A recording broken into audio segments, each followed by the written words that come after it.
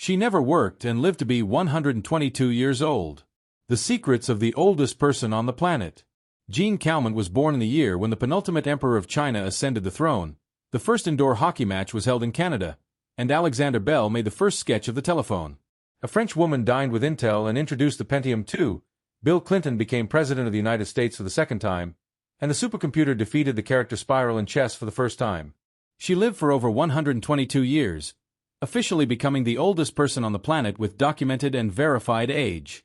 Supercentenarians are people whose age officially reaches 110 years. There weren't many of them, and those who surpassed 115 years were few. The vast majority of them were women. She never suffered from obesity. She aged slowly, although in the last years of her life she became very weak, remained confined to a wheelchair, and became practically blind and deaf. In the mid-1990s, some researchers believed that 115 years was the age limit that the human body couldn't surpass. However, both Jeanne Calment and several other supercentenarians proved that this was not true. Today, experts have pushed that limit even further, to up to 150 years, though there is no practical evidence. Maybe that's true for now. She loved wine and never worked. The Frenchwoman Jeanne Calment was born in February 1875 in Alès and passed away in August 1997. There, not far from the Mediterranean. Overall, a great place to spend 122 years without really going anywhere or traveling. Only 2 world wars and epidemics of cholera and influenza could cause her some discomfort. In childhood, the life expectancy of a woman in France was 44 years, and 1.5 billion people walked the earth. She outlived them all. She regularly appeared in the city's population censuses, participating in 16 from 1875 to 1975. Researchers on Calment's life collected a series of certificates and documents about the birth, marriage, and death of both her loved ones and herself. Jeanne survived her only daughter, who died in 1934 from a malignant disease. In fact, some scientists do not entirely dispute Jeanne's status as a supercentenarian. They say that in 1997, it was her daughter who died, and her mother, and the forgery happened back in 1934, when the real Jeanne passed away. To avoid paying a hefty inheritance tax, her daughter took her mother's place. However, no serious evidence of this forgery was found, and Jeanne herself described the events she witnessed quite accurately, mentioning the names of people she met throughout her life. Jeanne allowed herself a glass of port wine, but no more than one per day. She enjoyed eating well and drinking wine, ate cakes and chocolates almost every day, and preferred outdoor walks, tennis, and roller skating to the company of other people and guests. Since childhood, she had no material troubles. Her carefree life was provided first by her father, a builder, and then by her husband, a merchant. That's why she didn't need to work either at home or outside. Perhaps this is one of the secrets to her longevity. Since the 1960s, Jeanne was completely alone. All her relatives had died for various reasons, and the family was not very fertile. She signed a special contract with a lawyer who wanted to buy her house, according to which he would have to pay a certain amount annually from the age of 90 until her death. But we can confidently say that the buyer could not have imagined the mistake he made by choosing a lonely old lady. The investment was terrible.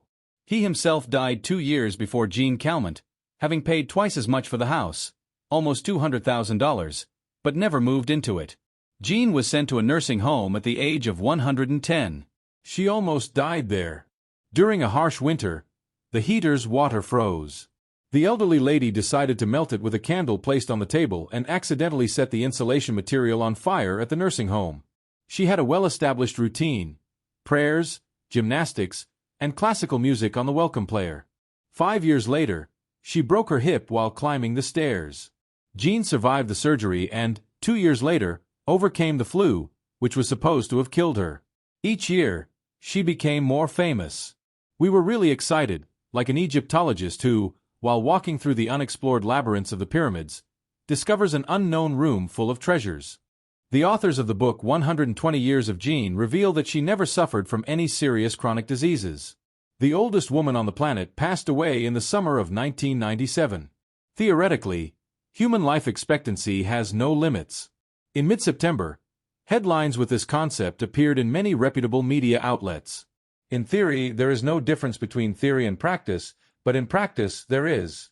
Think of it like a coin flip. At the age of 108, you flip a coin on your birthday. If it lands heads, you'll make it to your next birthday. If it lands tails, you'll die before turning 109, says Anthony Davison, a statistician at the Swiss Federal Institute of Technology and co-author of a mathematical model on the chances of survival after 100 years. And if you reach your next birthday, the probability of death doesn't change. Following this logic, one could think that a person could live forever if they are very lucky. However, while the average life expectancy has increased significantly over the last century, the maximum hasn't changed much. According to Swiss models, the chances of living to 130 years are 1 in a million, and to 1,000 years 1 in a quintillion. Adding up the ages of all living beings in human history, this wouldn't be possible.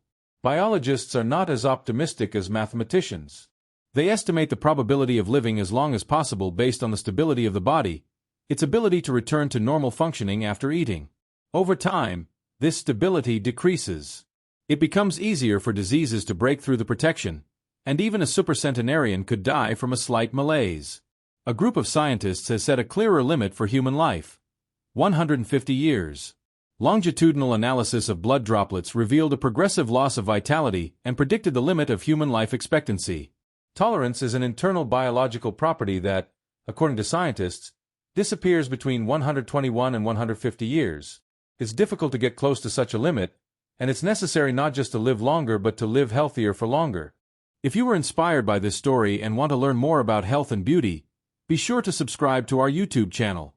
New and exciting content is regularly added.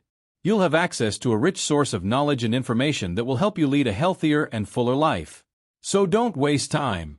Subscribe now and join this journey toward youth and beauty. See you next time.